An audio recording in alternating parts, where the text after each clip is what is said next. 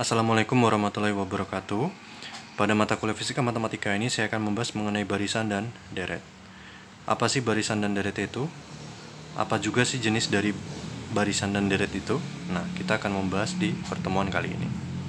Apabila saya memiliki suatu urutan bilangan 5, 9, 13, 17, 21, dan seterusnya. Nah, urutan bilangan ini urutan bilangan yang memiliki pola tertentu seperti ini disebut sebagai barisan. Sedangkan apabila saya memiliki 5 ditambah 9 merupakan jumlah ini ditambah 13, ditambah 17, ditambah 21, ditambah seterusnya. Nah, jumlah dari barisan bilangan ini jumlah dari barisan bilangan ini disebut sebagai deret. Jadi yang pertama adalah barisan, yang kedua adalah deret. Nah, kemudian bagaimana analisisnya? Nah, misalkan untuk yang pertama, yang 5, 9 ini saya tulis ulang di sini. Itu 5, 9, 13, 17, 21, dan seterusnya.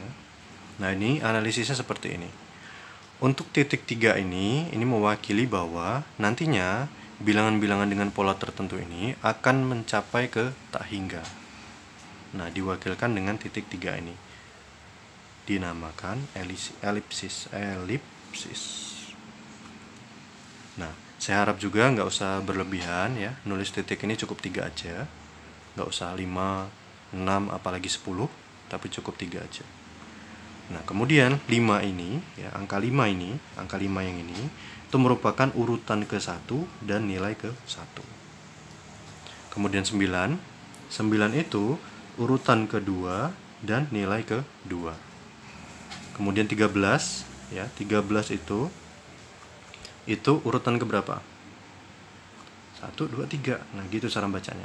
Kemudian nilai ke 3 tentunya. Kalau 21 urutan ke berapa? 1, 2, 3, 4, 5. Urutan ke 5 dan merupakan nilai ke 5 tentunya.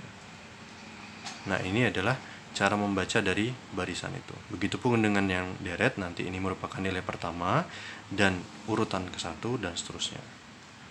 Nah, kemudian kita lanjut ke pembahasan berikutnya mengenai jenis-jenis dari barisan dan deret itu. Di sini ya. Oke, yang pertama. Apabila saya memiliki barisan 3, 5, 7, 9, 11, dan seterusnya. Ingat 3 aja, nggak usah berlebihan ya. Ini juga kayaknya nggak bisa lebih karena nanti tembus ke sini. Nah, ini memiliki pola tertentu kan. Nah, cara mencari polanya seperti apa? 3 ke 5 ini diapain? Dikurangin kah? Atau ditambahkan kah? Atau dikalikan? Ditambahkan kan?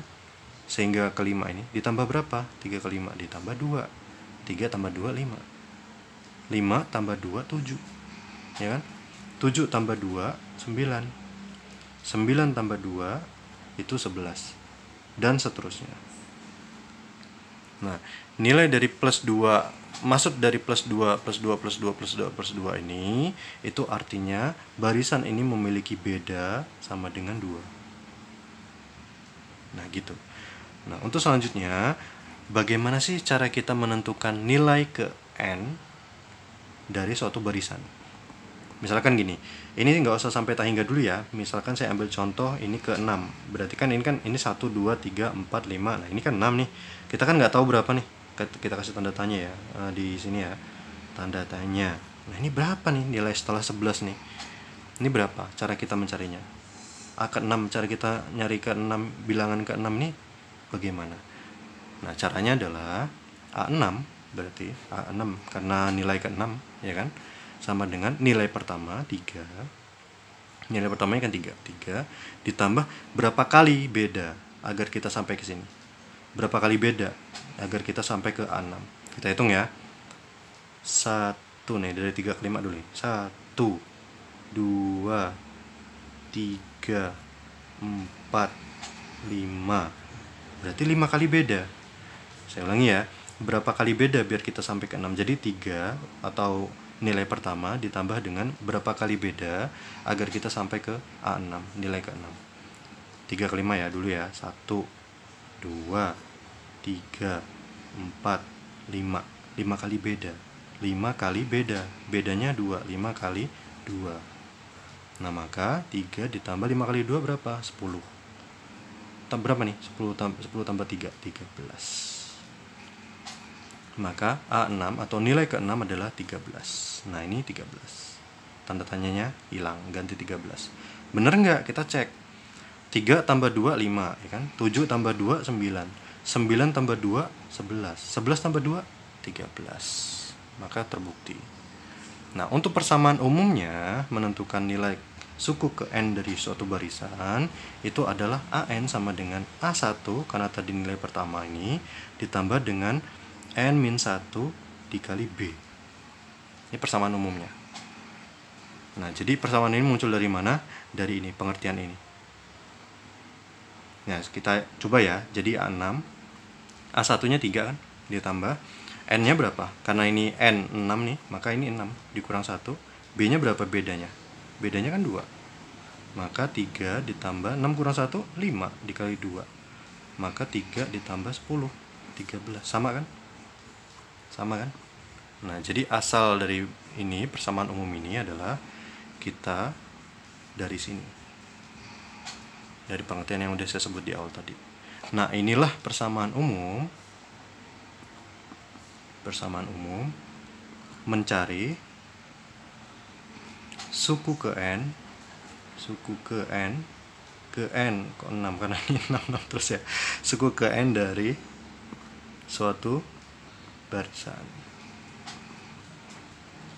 Nah, itu adalah AN. Kemudian bagaimana dengan yang berikutnya? Nah, kalau kalian lihat sebentar, kalian lihat sebelum lanjut ya. Karena ini saya mau ganti kertas nih. Ini kan bedanya plus 2, plus 2, plus 2, plus 2 ini ya.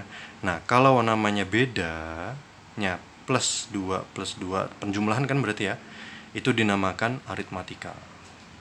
Jadi kalau nilainya ditambah 2, pokoknya ditambah 5, ditambah 10 tiap ininya gitu. Pokoknya kalau ditambah itu namanya barisan aritmatika. Kalau kurang bagaimana? Ya, pengurangan juga aritmatika. Misalkan 10, 9, 8, 7, 6 dan seterusnya ya. Nah, berarti 10 ke 9 ini dikurang 1. 9 kurang 1, 8. 8 kurang 1, 7. 7 kurang 1, 6 dan seterusnya. Nah, dikurang 1 berarti bedanya berapa? Bedanya negatif 1. Bedanya negatif 1, negatif 1, negatif 1.